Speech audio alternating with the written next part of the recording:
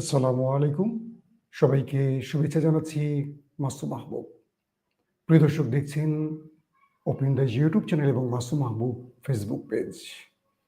আন্তর্জাতিক বিশ্বের বেশ কিছু গুরুত্বপূর্ণ খবর নিয়ে রাতের লাইভ সেশনে আপনাদের সাথে হাজির হয়েছে।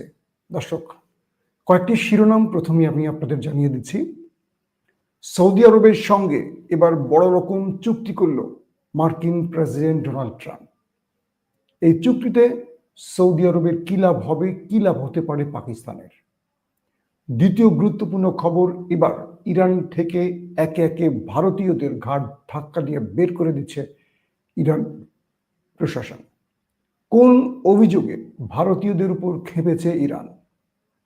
3 নম্বর গুরুত্বপূর্ণ খবর, পাকিস্তানের ভেতরে হামলা করা অবস্থায় ভারতীয় মদতপুষ্ট সন্ত্রাসীদের হত্যা করল পাকিস্তানের নিরাপত্তা বাহিনী।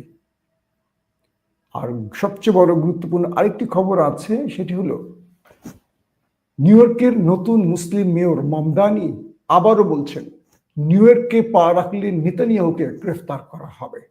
পাশাপাশি দিল্লিতে আমাদের নিরাপত্তা প্রধান খলিলুর রহমানের সাথে কি কথা হলো ভারতের অজিত দোভালের।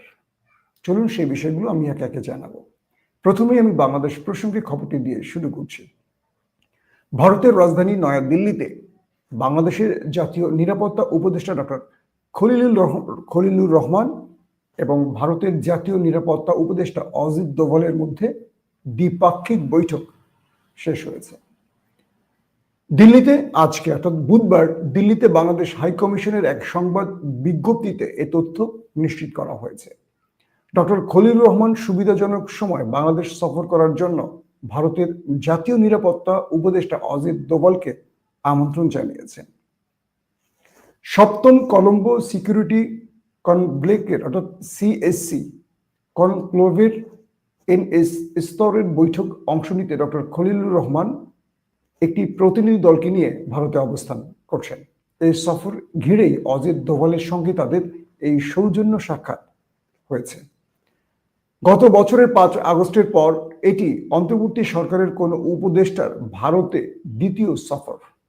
এই বছরের ফেব্রুয়ারিতে ইন্ডিয়া এনার্জি উইকে অংশ নিতে জ্বালানি উপদেষ্টা মোহাম্মদ ফজল করিম খান ভারত সফরে যান। তবে এই দুজনের মধ্যে আর কি কি কথা হয়েছে সেই ব্যাপারে এখন পর্যন্ত কোনো গণমাধ্যমে নিশ্চিত করে কোনো তথ্য জানানো হয়নি। হয়তোবা আমরা শিগগিরই সেই তথ্যগুলো একে একে পেয়ে যাব। আর আরেকটি গুরুত্বপূর্ণ খবর দিচ্ছি আপনাদের, সেটি হলো নিউ ইয়র্কে এলেই অর্থাৎ আমেরিকার নিউ ইয়র্কে পা রাখলেই নেতানিয়াহুকে গ্রেফতারের হুঁশিয়ারি আবারও উচ্চারণ করলেন নিউ ইয়র্কের নতুন মুসলিম মেয়র মামদানি। সম্প্রতি নিউ ইয়র্ক সিটির মেয়র নির্বাচিত হওয়ার পর জোহরান মামদানি আবারও ইসরায়েলের প্রধানমন্ত্রী বেনিয়ামিন নেতানিয়াহুকে গ্রেফতার করার ঘোষণা দিয়েছেন। এর আগে বিদায়ী মেয়র এরিক অ্যাডামস নেতানিয়াহুর সাথে দেখা করে তাকে মামদানির শপথ অনুষ্ঠানে যোগ দিতে উৎসাহিত করেন। আর এর কয়েক ঘন্টা পরই ABC 7 এ একটি সংবাদ মাধ্যমকে দেয়া বক্তব্যে নেতানিয়াহুকে নিয়ে আবারও কঠোর হুঁশিয়ারি উচ্চারণ করেন নিউ ইয়র্কের এই নতুন মুসলিম মেয়র। দর্শক, চলুন এবার আমাদের মূল খবরগুলোতে চলে যায়, যেগুলো শিরোনামে রেখেছি। সৌদি আরবের ক্রাউন প্রিন্স মোহাম্মদ বিন সালমান এবং মার্কিন প্রেসিডেন্ট ডোনাল্ড ট্রাম্পের মধ্যে আবারও বৈঠক অনুষ্ঠিত হয়েছে আমেরিকাতে।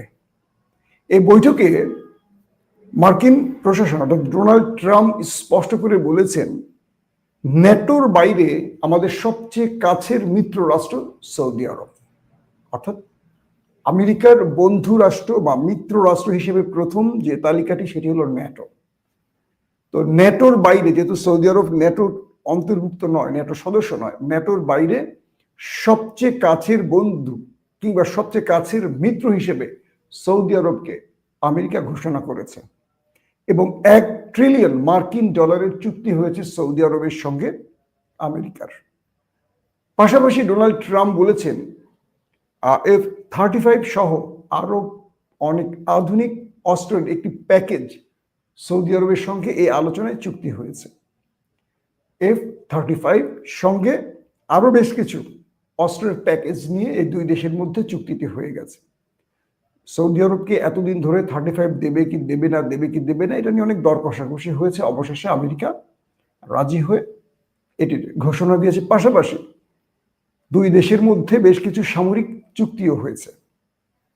এখন প্রশ্ন উঠল, সৌদি আরব $1 ট্রিলিয়ন বিনিময়ে আমেরিকার সাথে যে চুক্তিটি করলো, এই চুক্তির আসলে ফলটা কি? যেমন ধরেন কাতারের সাথেও এরকম বিশাল অঙ্কের একটি চুক্তি হয়েছিল আমেরিকার।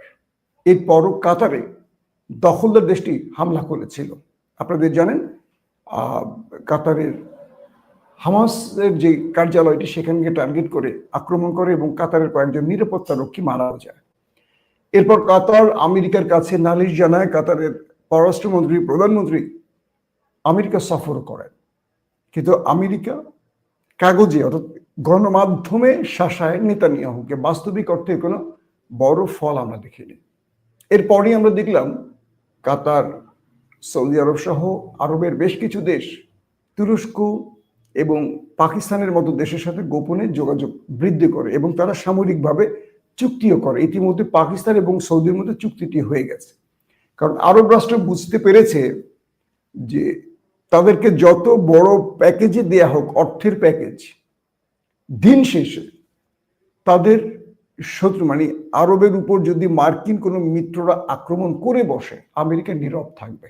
যেমন ডোনাল্ড ট্রাম্প বা আমেরিকা সর্বাধিক বিতর্কিত হয়েছিল দখলদারদের কাতারে আক্রমণের পর। এবং এই ব্যাপারে কাতারকে আমেরিকা কোনো বড় সাহায্য করেনি, শুধু মৌখিক কিছু কথাবার্তা বলেছে। এবং আমরা দেখলাম ফলশ্রুতিতে আরবরাও ইসরায়েলের উপর কোনো প্রতিশোধ নিতে পারেনি। তো এবার সৌদি আরব এই $1 ট্রিলিয়ন যে চুক্তিটি করলো, সেই চুক্তিতে হয়তো F-35 এর সঙ্গে আরো কিছু আধুনিক অস্ত্র পাবে। কিন্তু দিন শেষে সৌদি আরবের উপর যদি শত্রুর কোনো হামলা হয়, আমেরিকা কি আদৌ মোকাবেলা করবে? একমাত্র ইরান ছাড়া। আবার সৌদি আরব ভাবছে এই অস্ত্রগুলো তারা যদি তাদের দেশে আনতে পারে, অর্থাৎ যে চুক্তিটি হয়েছে আমেরিকার সাথে অস্ত্রের, এখান থেকে কিছু উপকৃত হবে পাকিস্তান। কারণ দুই দেশের মধ্যে একটি সামরিক চুক্তি হয়ে গেছে সৌদি পাকিস্তানের, এবং এই অস্ত্রগুলোর চালানোর ক্ষেত্রে বা এই অস্ত্রগুলো আগামী দিনে পাকিস্তানের ক্ষেত্রেও একটা বড় ভূমিকা রাখবে। কারণ পাকিস্তান যেমন নিউক্লিয়ার দিয়ে তুরস্ককে সেফ করবে এরকম ঘোষণা আছে, তেমনি সৌদি আরবের হাতে থাকা আমেরিকান সবচেয়ে আধুনিক 5ম প্রজন্মের যুদ্ধ বিমান F-35 একটা সময় নিয়ন্ত্রণে চলে যাবে পাকিস্তানের। পাশাপাশি আরো যে অস্ত্রের প্যাকেজ রয়েছে এগুলো পাকিস্তান অবগত থাকবে। ভবিষ্যতে পাকিস্তানও তার নিরাপত্তার প্রয়োজনে এগুলো চাইলে ব্যবহার করতে পারবে। যদিও আমেরিকার শর্তের মধ্যে এগুলো আছে যে আমেরিকার কোনো মিত্রের বিরুদ্ধে এই অস্ত্র ব্যবহার করা যাবে না। গেল এই বিষয়টি। তারপরে গুরুত্বপূর্ণ খবরটি হলো পাকিস্তানের ভেতরে একটি হলো আপনার কি বলে উজিরিস্তান, দক্ষিণ উজিরিস্তানে একটা ভয়াবহ আক্রমণের পরিকল্পনা করে ভারতীয় মদতপুষ্ট সন্ত্রাসীরা। এই সাউথ ওয়াজিরিস্তানে সেই বড় গ্রুপটিকে পাকিস্তানের নিরাপত্তা বাহিনী হত্যা করেছে। এর মধ্যে 5 থেকে 7 জনের নামটি উঠে এসছে, যার মধ্যে শীর্ষ কয়েকজন কমান্ডার রয়েছে। এবং ডেরা ইসমাইল, এটি হলো খাইবার পাখতুনখোয়ার একটি গুরুত্বপূর্ণ স্থান। এখানেও পাকিস্তানের নিরাপত্তা বাহিনীদের সাথে ভারতীয় মদতপুষ্ট যে সন্ত্রাসী বাহিনী রয়েছে তাদের মধ্যে ব্যাপক গোলাগুলি হয়, এবং এখানে প্রায় 10 জনের মতো ওপারে চলে যায় পাকিস্তানের নিরাপত্তা বাহিনীর, বুঝতে পারছেন, কাউন্টার অ্যাটাকে। এবং এই 15 থেকে 20 জনের মতো সন্ত্রাসীকে নিধন করার পর পাকিস্তানের প্রধানমন্ত্রী শাহবাজ শরীফ তার নিরাপত্তা মানে রাষ্ট্রীয় নিরাপত্তা বাহিনীকে স্বাগত জানিয়েছে। আইএসপিআর যে বক্তব্যটি দিয়েছে সেখানে তারা বলছে যে আমাদের শত্রু দেশটির মদতপুষ্ট এই সন্ত্রাসীরা এবং তাদের এজেন্সি, তাদের যে গোয়েন্দা বাহিনী, তারা পাকিস্তানের ভেতরে একটা বড় রকম নাশকতার পরিকল্পনা করে আসে, এবং তারা পাকিস্তানের রাষ্ট্রীয় কয়েকটি গুরুত্বপূর্ণ স্থানে বড় রকম বোমা আক্রমণের জন্য প্রস্তুতি নেয়। এবং অগ্রিম এই তথ্য পেয়ে যায় পাকিস্তানের গোয়েন্দা বাহিনী, পরবর্তী তাদেরকে সেখানে ঘিরে ফেলে এবং এই সন্ত্রাসীদের হত্যা করে। পাশাপাশি পাকিস্তানের নিরাপত্তা বাহিনীদের কাউন্টার টেরোরিজম ইউনিটের পক্ষ থেকে বলা হয় এখনো পাকিস্তানের গুরুত্বপূর্ণ কয়েকটি শহরে ব্যাপক অভিযান চলছে। পাশাপাশি আফগান পয়েন্টে পাকিস্তান এবং আফগানিস্তানের মধ্যে ব্যাপক লড়াই হয়েছে। বলা হচ্ছে আফগানিস্তানের ভেতর থেকে পাকিস্তানের চেকপোস্ট লক্ষ্য করে সন্ত্রাসীরা গুলি চালায় এবং এখানে পাকিস্তানের কয়েকজন শহীদ হয়েছে। পাল্টা পাকিস্তানও আক্রমণ করলে আফগান বাহিনীরও বেশ কয়েকজন ওপারে চলে গেছে। অর্থাৎ পাকিস্তানের এই মুহূর্তে টার্গেট হলো আফগানকে ভারত থেকে বিচ্ছিন্ন করা, কারণ ওই শত্রু রাষ্ট্রটি তাদেরকে লেলিয়ে দিচ্ছে। আমির খান মুত্তাকিন তিনি ভারত সফর করেছেন, আপনারা জানেন, এবং তিনি যখন ভারত সফরে ছিলেন তখনই আফগান পাকিস্তানের মধ্যে লড়াইটা শুরু হয়। এরপর সেটা কাতারে চলে যায় বৈঠকের মাধ্যমে এবং তুরস্কে তৃতীয় দফা 3 দফা বৈঠক হয় এই দুই রাষ্ট্রের যুদ্ধবিরতি প্রসঙ্গে এবং যুদ্ধ বন্ধ প্রসঙ্গে। সর্বশেষ আবারও নতুন করে আরেকজন তালেবান মন্ত্রী ভারত সফরে গেছে। অর্থাৎ তালেবানরা এখন তার মুসলিম বন্ধুদের বাদ দিয়ে বিগত কয়েক যুগের যে শত্রু দেশ তাদের সাথে মিত্রতা করে প্রতিবেশী মুসলিম দেশের উপর আক্রমণের নতুন পরিকল্পনা নিয়ে আগাচ্ছে। তালেবানরা মনে করছে যে ওই শত্রু দেশটি তাদেরকে, অর্থাৎ আমাদের দাদাদের দেশটি তাদেরকে বড় একটি অর্থনৈতিক প্যাকেজ দেবে। আসলে এই তালেবানরা যদি বাংলাদেশের দিকে একটু তাকায় তাহলে বুঝতে পারতো যে আসলে তারা কি টাইপের প্যাকেজ দিয়ে থাকে। ভারত আমাদেরকে অনেক কিছু দিয়েছে, এটা আমরা স্বীকার করব। কি দিয়েছে? ধ্বজভঙ্গ কিছু ট্রেন আমাদের, আর কি দিয়েছে? নিম্নমানের চাল, নিম্নমানের কিছু প্রোডাক্ট, আর কি দিয়েছে? ফেন্সিডিল দিয়েছে, ইয়াবা, এরকম বহুত কিছু ভারত আমাদের দিয়েছে। আমাদের যুব সমাজের এগুলো খুব উপকারে লাগে। আমাদের দেশের যুব সমাজ ফেন্সি, ইয়াবা, গাঁজা এগুলো ছাড়া আবার থাকতে পারে না, চলতে পারে না, এটা ভারত জানে। তো আমাদের দেশের যুবকদের জন্য এটা খুব কল্যাণকর একটি খাদ্য। কিন্তু আমাদের কাছ থেকে নিয়েছে কি? ভারত আমাদের অর্থনীতির একটা বিশাল অংশ তাদের দখলে নিয়ে গেছে। আমাদের দেশের কৃষকরা এখন অটো চালায় রাস্তায়, কৃষিকাজ করে না। আমাদের দেশের জেলেরা নিষিদ্ধের সময় মাছ ধরে না, কিন্তু ভারতীয় জেলেরা ঢুকে আমাদের মাছ সাগর থেকে, নদী থেকে ধরে নিয়ে চলে যায়। তো বিষয়টা হলো যে ভারতের হাজার হাজার শ্রমিক এই দেশে কাজ করে, আমাদের যুবকরা বেকার থাকে। তো এভাবে আফগান মনে করছে যে ভারত তাদের সাথে সম্পর্ক সৃষ্টি করলে আফগানের অর্থনীতি দাঁড়াবে। আমি বলতে পারি যে আফগানকে চুষে খেয়ে তারা চলে যাবে একদম। তো শেখ হাসিনার ভাগ্য একইভাবে তালেবানদের কপালে জুটবে। তথ্য বলছে পাকিস্তান, মানে পাকিস্তান থেকে তালেবানরা যে প্রোডাক্ট নেয়, এটা তাদের মানে যে পাকিস্তানের পণ্য যেটা কেনে 1 থেকে 1.5%, মানে 1.5% মতো প্রোডাক্ট তারা কেনে। কিন্তু পাকিস্তানিরা আফগানকে সমৃদ্ধ করতে, যেহেতু দুটো প্রতিবেশী দেশ, প্রায় 50-60% প্রোডাক্ট তারা কিনে থাকে। তো ইতিমধ্যে পাকিস্তান ঘোষণা দিয়েছে তারা আফগানের কোনো প্রোডাক্ট কিনবে না, 50-60%, খেয়াল করবে। এবং পাকিস্তানের ভেতরে সীমান্ত অঞ্চলে বা পাকিস্তানের ভেতরে যে পরিমাণ অবৈধ আফগানিদেরকে আশ্রয় দিয়েছিল এতদিন পাকিস্তান সরকার, এবার ধরে ধরে তাদেরকে পুশিং করছে, তাদের দেশে ফেরত পাঠাচ্ছে। এতদিন আফগানিস্তানকে বন্ধু ভেবে শরণার্থী বলি বা বিভিন্ন সময় আফগানদের ভাগ্য পরিবর্তনে যারা পাকিস্তানে আসতো তারা অনেকে পাকিস্তানে বিয়ে শাদী করে থেকেও গেছে, তাদেরকে আশ্রয় দিয়েছে। এবং হিউজ লক্ষ লক্ষ লক্ষ লক্ষ আফগানরা পাকিস্তানে বসবাস করে। এবার পাকিস্তান তাদেরকে ধরে আফগানে ফেরত পাঠাচ্ছে, কারণ ওইসব আফগানিরা বা সন্ত্রাসীরা এদের কাছে এসে আশ্রয় নেয়, নিয়ে এখান থেকেই পাকিস্তানের বিরুদ্ধে ষড়যন্ত্র করে। এখন পাকিস্তান বলছে যে আমরা আর আফগান থেকে কোনো পণ্য কিনবো না, ওরা তো আমাদের থেকে 1-2% কিনে, ওইটা আর কেনা দরকার নেই ওদের। কিন্তু ওদের থেকে যে আমরা কিনতাম এটা বন্ধ। সীমান্ত এখন সিলগালা, আমদানি রপ্তানি পুরো বন্ধ করে দিয়েছে পাকিস্তান আফগানিস্তানের সাথে। বড় রকম এখন মাইনকে চিপায় পড়বে। এখন দেখার পালা আফগান ভারতের কাছ থেকে কি উপকার নিতে পারে, কি দেয় ভারত। ভারত দেয় বেশি, এটা নেয় বেশি, এটা বাংলাদেশিরা খুব ভালো করে জানে। আসি 3 নম্বর গুরুত্বপূর্ণ খবরে। সেটি হলো পাকিস্তানের পর এবার দাদাদের বিরুদ্ধে খেপে গেছে ইরান। আমি গতকালকে লাইভেও বলেছিলাম, এই ভারতীয়রা তারা ভিসাবিহীন ফ্রি ভিসাতেই মোটামুটি ইরানে ঢুকতে পারত, যেহেতু ভারতের সাথে ইরানের একটি ভালো মিত্রতা ছিল এবং ইরান দক্ষিণ এশিয়ার সবচেয়ে কাছের মিত্র হিসেবে ভারতকে বিবেচনা করত। ফলে ইরানে প্রচুর ভারতীয়রা কাজের সন্ধানে আসলো। সর্বশেষ ইরানে আর দখলদারদের যে যুদ্ধটা হয়, প্রথম কয়েক ঘন্টায় পুরো ইরানকে যে তছনছ করে ফেলে কি বলে দখলদাররা, এর পেছনে যারা মোসাদের এজেন্ট হিসেবে কাজ করছেন তাদের মধ্যে সর্বাধিক রয়েছেন ভারতীয় এবং আফগানরা। কি ইন্টারেস্টিং খবর, বুঝতে পারছেন? অর্থাৎ ভারতীয় এবং আফগানরা যারা ইরানে কাজ করতেন তারা বড় পার্সেন্ট, মানে প্রচুর সংখ্যক লোক মোসাদের হয়ে কাজ করেছে। আর ভারতীয়দের মধ্যে একটি গ্রুপ ছিল যারা রয়ের হয়ে কাজ করতেন, মোসাদের হয়ে করতেন। আর আফগানে একটা গ্রুপ কাজ করত মূলত ভারতের পরামর্শে আর অর্থের লোভে। তো যখন ইরানের মধ্যে এই বিশাল আক্রমণটি হয় এবং ইরানের একদম প্রথম সারি সব মেরে ফেলে কয়েক ঘন্টার মধ্যে, পুরো একদম মানে সেনা প্রধান, আইআরজিসি প্রধান, তারপর গোয়েন্দা প্রধান, একেবারে পারমাণবিক বিজ্ঞানী সিরিজ মেরে ফেলে, তখন তারা ইরানের মাথা নষ্ট হয়ে যায়, এটা কি করে সম্ভব? পরে দেখা যায় ইরানে থাকা ভিনদেশীদের মধ্যে একটা বিশাল গ্রুপ মোসাদের হয়ে কাজ করছে। এদের মধ্যে সর্বাধিক ভারতীয় এবং আফগানি।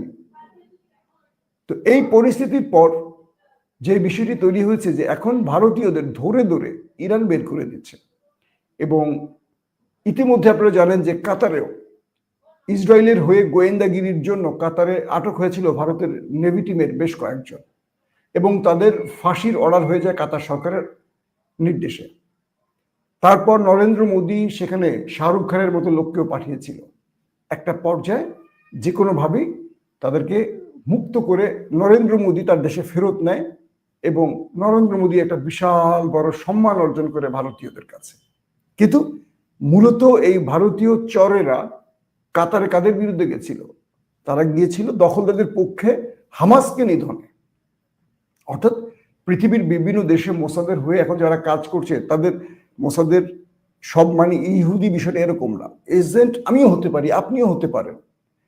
ওদের সাথে ফিফথ কলাম সিস্টেমে যেতে পারে অথবা ওদের সাথে কন্ট্রাকচুয়াল যেতে পারে। তো কাতার থেকে ভারতীয় সেই ব্যক্তিরা, আপনার অনেকেই জানেন, এই খবরটি জেনেছিলেন, ধরা পড়েছে। এবার ইরানের ভেতরে সেই বিশাল সংখ্যক ধরা পড়েছে, অনেকের ফাঁসি হয়েছে। ইরান সরকার জানে যে দখলদারদের সাথে তাদের আরেকটা বড় স্কেলে যুদ্ধ হবে, সেজন্য তারা এখন ব্যাপক প্রস্তুতি নিচ্ছে। আর বিভিন্ন দেশের নাগরিকদের, বিশেষ করে আফগানকে এবং ভারতীয়দের ধরে ধরে বের করে দিচ্ছে।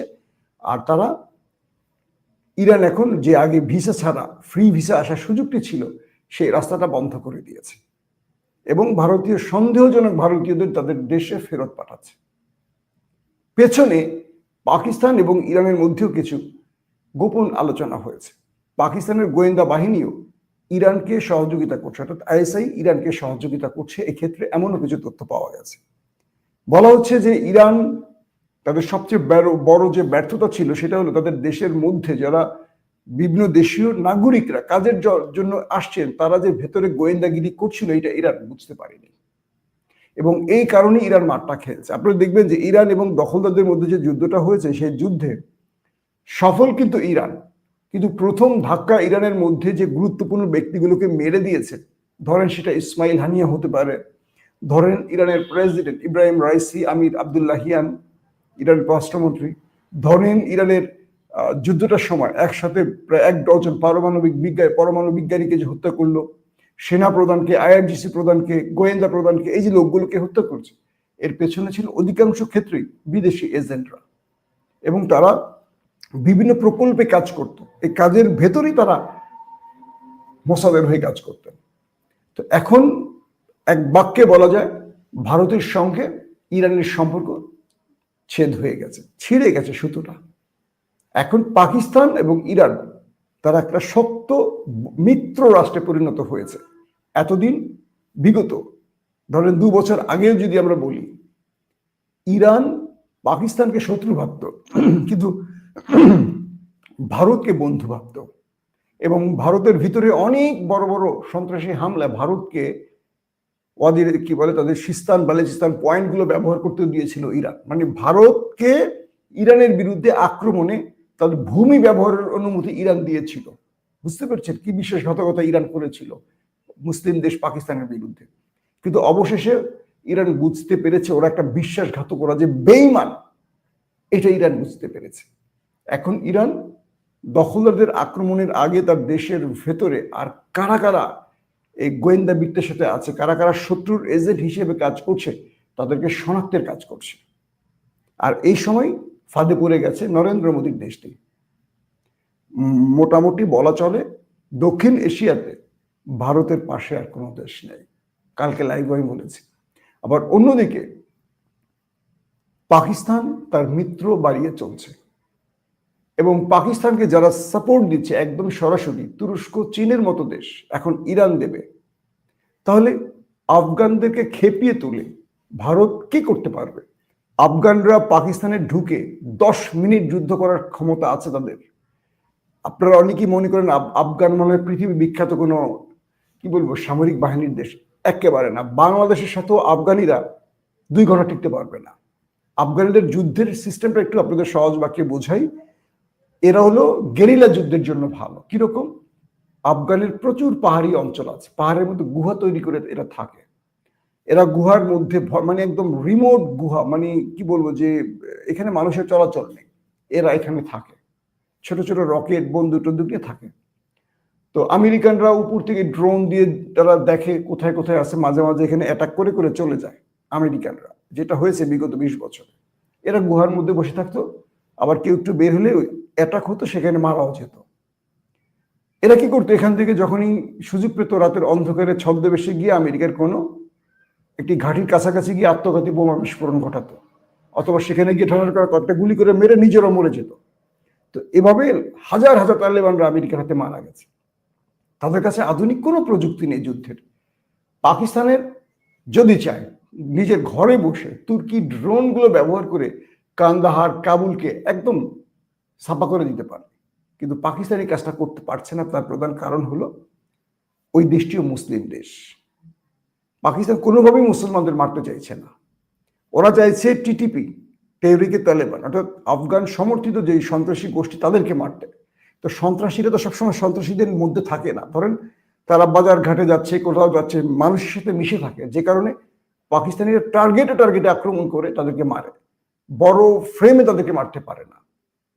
কিন্তু ওরা যখন মারে পাকিস্তানিদেরকে, অর্থাৎ এই টিটিপি বা ভারতীয় মদতপুষ্ট যেই সন্ত্রাসীরা, তারা তো দেখে যে কে মসজিদ, সেটা দেখে না, তারা মসজিদে বোম ব্লাস্ট করে। বেশ এই তো গত বছরের শুরুর দিকে বা এই বছরের শুরুর দিকে ভারতে একটি মসজিদে বিস্ফোরণ করে পুরো মসজিদের ছাদ উড়াই ফেলছে, কয়েকশো মানুষ একসাথে মারা গেছে। এটা কি মুসলমানদের কাজ? মসজিদে বিস্ফোরণ, মাদ্রাসা বিস্ফোরণ। পাকিস্তানি সেনাদের মারছো, যে সেনারা পাকিস্তানকে টিকিয়ে রেখেছে শত্রুর বিরুদ্ধে লড়াই করে। তো এগুলো যারা আফগান প্রেমী তাদের কানে ঢুকবে না। তারপরে বলছি, এখন যে বিষয়টি তৈরি হয়েছে, পাকিস্তান আফগানের বিরুদ্ধে আবার লড়াই শুরু করছে। পাশাপাশি ভারত এগিয়ে আসছে অপারেশন, মানে যেটাকে বলে অপারেশন সিঁদুর 2 শুরু করার জন্য। এই পরিস্থিতিতে নতুন করে চীন পাকিস্তানকে তাদের 35 যুদ্ধ বিমান 5ম প্রজন্মের এটার অফার করেছে। অর্থাৎ এই যুদ্ধে পাকিস্তান ভারতের বিরুদ্ধে 35 ব্যবহার করে যেন পুরো পৃথিবীতে আবারও 35-এর মার্কেটিং করতে পারে, এই সুযোগটি আবার চীন পাকিস্তানকে দিচ্ছে। ইন্টারেস্টিং না বিষয়টা? শুধু তাই না, চীনের আপগ্রেড যে মিসাইলগুলো আছে 500 থেকে শুরু করে আরো প্রতিরক্ষা সিস্টেম, এগুলো দিচ্ছে। পাশাপাশি তুরস্ক তাদের নতুন এন্টি ড্রোন মিসাইল বা এন্টি ড্রোন সিস্টেম বা আকাশ প্রতিরক্ষা সিস্টেম উদ্বোধন করেছে। এবং বলা যায় যে পাকিস্তানের জন্য একেবারে আরো বিগ বিগ সারপ্রাইজ আসছে। মাটি থেকে তুরস্কের ড্রোনগুলো আকাশে ওরা যে কোনো ড্রোনকে জ্যামিং পদ্ধতিতে ধ্বংস করে দিতে পারবে। এবং পাকিস্তান এই ড্রোনগুলো ইরান থেকে কি বলে তুরস্ক থেকে নেয়ার অফার করেছে। তুরস্ক পাকিস্তানকে সমান, যদি কালকে চায় কালকে ধরেন পেয়ে যাবে, এরকম একটা ব্যাপার। কারণ এদের মধ্যে সামরিক চুক্তি আছে, 2টা ভাই রাষ্ট্র বলা হয়। তো চীন 35 দিচ্ছে ইরান পাকিস্তানকে, আর তুরস্ক দিচ্ছে তার নতুন সিস্টেমের আকাশ প্রতিরক্ষা সিস্টেম। অর্থাৎ আগামী দিন ভারতের সাথে একটা লড়াই হবে দক্ষিণ এশিয়ায়, সেটা মোটামুটি লং টাইম একটা যুদ্ধের যদি রূপ নেয়, শেষ পর্যন্ত দক্ষিণ এশিয়ায় কি ঘটবে আল্লাহ মালুম। প্রত্যেকে ভালো থাকবেন। আল্লাহ হাফেজ।